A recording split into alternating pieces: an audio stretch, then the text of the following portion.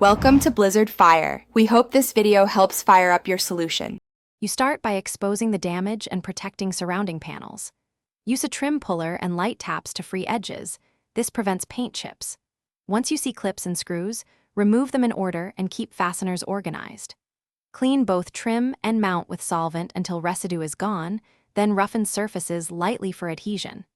Make sure to mask areas you do not want adhesive on, and position fasteners where they belong so reassembly stays straightforward. You now decide between repair and replacement.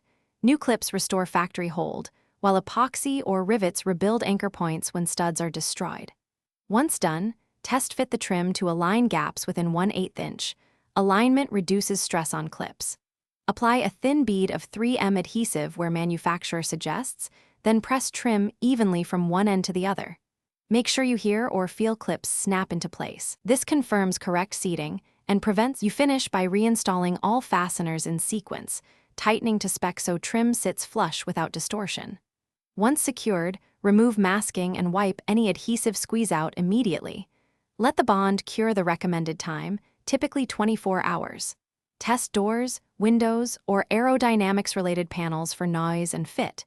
If you still see gaps or movement, inspect the mounting rails and backing, often the root cause, and consider replacing the entire trim section to ensure a lasting repair.